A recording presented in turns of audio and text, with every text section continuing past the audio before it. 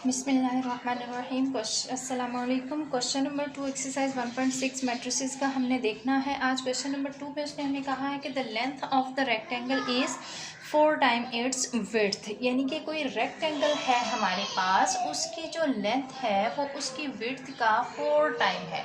अगर हम सपोज करें कि ये हमारे पास, हम इसको कह देते हैं लेंथ, ठीक है, ये हमारे पास अगर मैं कह देती हूँ कि ये विड्थ है, ये हमारी रेक्टेंगल है, रेक्टेंगल की ये लेंथ हो जाएगी, ये विड्थ हो जाएगी। और कहने वाला ये कह रहा है कि लेंथ जो है वो किसके इक्वल होगी, हमारे पास 4 टाइम ऑफ इट्स विड्थ। ठीक हो गया, यहाँ पे है। और दूसरा उससे अगला पार्ट उसमें क्या कह रहा है, the parameter of the rectangle is 150 centimetre. Parameter क्या है, किसी भी कोई भी जो शेप होती है, पैरामीटर उसमें हम किसको लेते हैं कि जो हमारे पास वैल्यूज़ जो है वो आ जाती हैं, इसकी जो आउटर बाउंड्री होती है, कोई भी हमारे पास शेप है उसकी आउटर बाउंड्री को अगर हम ऐड कर देते हैं, प्लस कर देते हैं, सम कर देते हैं, तो वो हमारे पास उसका पैरामीटर आ जाता है। यानी कि इसकी लेंथ यहाँ से प्लस ये इसकी विड्थ प्लस ये वाली लेंथ प्लस ये वाली विड्थ, यानी कि 2 लेंथ्स और 2 विड्थ्स को अगर हम ऐड करेंगे तो ये हमारे पास हो जाएगा इसका पैरामीटर। फर्स्ट जो हमारे पास इक्वेशन बनेगी वो क्या हो जाएगी, हम सपोज कर लेते हैं, लेट कर लेते हैं यहाँ पे कि इसकी जो लेंथ है, लेंथ हमारे पास इक्वल्स टू आ जाएगी x के, और हम कह देते हैं कि विड्थ जो है हमारे पास वो है इक्वल्स टू y। तो इसके अकॉर्डिंग अगर हम फर्स्ट इक्वेशन इसकी बनाते हैं जिसमें उसने हमें कहा है कि length is equals to 4 time of width, तो वहाँ से हमारे पास length is equals to 4 time of width, ये इक्वेशन आएगी। यहाँ से हम इक्वेशन इन दोनों को हम एक साइड पे कर लेते हैं तो बन जाएगा x minus 4y is equals to 0। ठीक हो गया, ये हमारे पास आ जाएगी इक्वेशन नंबर 1। अब इक्वेशन नंबर 2 पे आ जाते हैं। इक्वेशन नंबर 2 में उसने हमें कहा है कि the parameter of this rectangle is equals to 150। Parameter क्या है हमारे पास, 2 time length plus breadth equals to, उसने कहा है कि वो किसके हैं, 150 के इक्वल है। यहाँ से वैल्यू क्या बन जाएगी हमारे पास, 2x plus 2y is equals to 150। ये हमारी इक्वेशन नंबर 2 हो जाएगी। इन दोनों इक्वेशंस को देखते हुए हमने लिखने हैं मैट्रिसेस। उसके बाद फिर हमने ग्रामर रूल्स या फिर इन्वर्जन मेथड रूल जो है उसको यूज़ करके हमने इसका सोल्यूशन फाइंड आउट करना है। सोल्यूशन क्या फाइंड आउट करना है, यानी जो इसमें वेरिएबल्स हैं उनकी वैल्यूज़ हमने फाइंड आउट करनी है।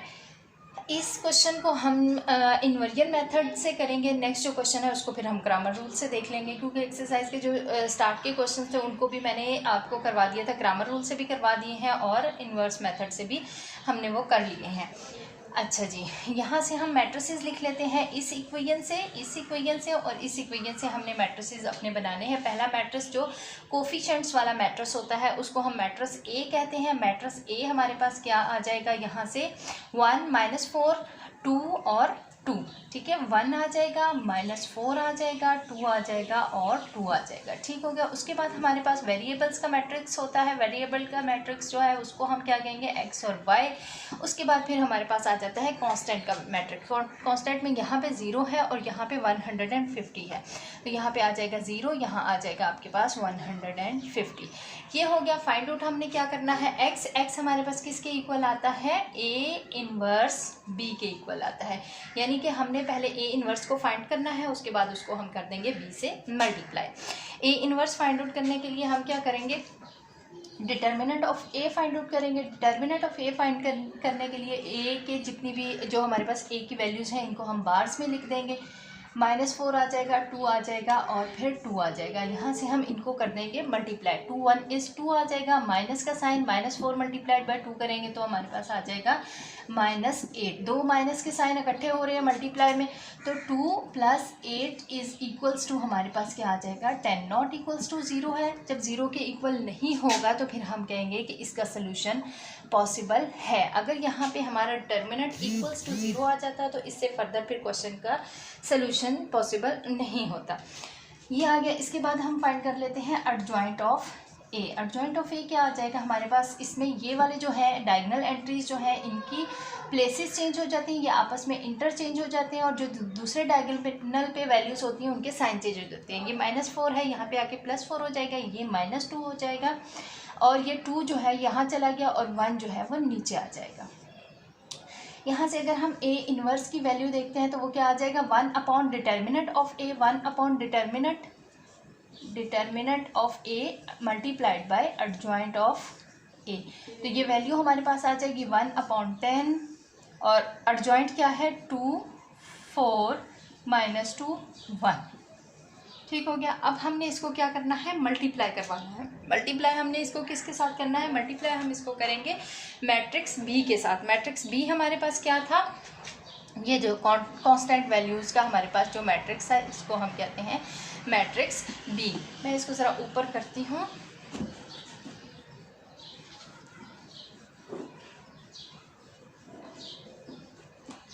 अच्छा, ये हमारे पास ए इनवर्स की जो वैल्यू आई है वो है 1/10 और एडजॉइंट में वैल्यू है 2, 4 - 2 और 1। ठीक हो गया। बी हमारे पास क्या वैल्यू लिया हुआ था, बी के पास था 0 और 150। अब हमने तो फाइंड आउट करना था एक्स। एक्स हमारा किसके इक्वल है, ए इनवर्स बी के इक्वल है। ए इनवर्स ये पड़ा हुआ है, बी वो है हमारे पास। इनको हमने क्या करना है, आपस में मल्टीप्लाई करवा देना है। 2, 4 - 2 और 1। बी यहाँ से मल्टीप्लाई हो जाएगा 0, 150। इनको क्या करेंगे 1/10 जो डिटर्मिनेंट की वैल्यू है वैसे ही साथ साथ चलती रहेगी और ये दोनों मैट्रिसेस आपस में हो जाएंगे मल्टीप्लाई। इनकी मल्टीप्लिकेशन करेंगे हम मैट्रिसेस की मल्टीप्लिकेशन के मेथड से। 4 × 150 आ जाएगा। नीचे वाली रो में जाते हैं तो -2 × 0 + 1 × 150। ठीक हो गया। यहाँ से हमारे पास क्या वैल्यू आ जाएगी, 1/10 है और साथ में हमारे पास आ जाएगा 0 + 0 0 और 6 और यहाँ से आ जाएगा 0 और प्लस 150। यानी कि वैल्यू हमारे पास क्या आ जाएगी 1/10 और अंदर जो वैल्यूज़ हैं वो है 600 और डिवाइड बाय 150। जब ये 10 अंदर जाएगा तो ये इस वैल्यू को भी डिवाइड कर देगा और इस वैल्यू को भी डिवाइड कर देगा। यहाँ हम एक दफ़ा लिख लेते हैं 600 डिवाइडेड बाय 10, 150 डिवाइडेड बाय 10। यहाँ से वैल्यू हमारे पास क्या आ जाएगी 60 और 15। ये हमारे पास वैल्यू आ जाएगी x की और ये y की। x यानी हमारे पास जो उसकी लेंथ थी उसकी वैल्यू 60 आ गई है, y जो कि ब्रेड्थ थी उसकी वैल्यू हमारे पास आ गई है 15। यहाँ से देखने पे भी हमें पता चल रहा है कि अगर इसको हम 4 टाइम करते हैं तो = 60 ही आ जाएगा, जो कि उसने हमें कहा था कि आपकी जो हमारी जो लेंथ है वो 4 टाइम ऑफ विड्थ है। तो वो यहाँ पे बात जो है वो कंप्लीट हो गई, यानी कि हमने उसकी लेंथ और ब्रेड्थ जो है वो दोनों फाइंड आउट कर ली। यहाँ पे हमारा क्वेश्चन नंबर 1 जो है वो कंप्लीट हो गया।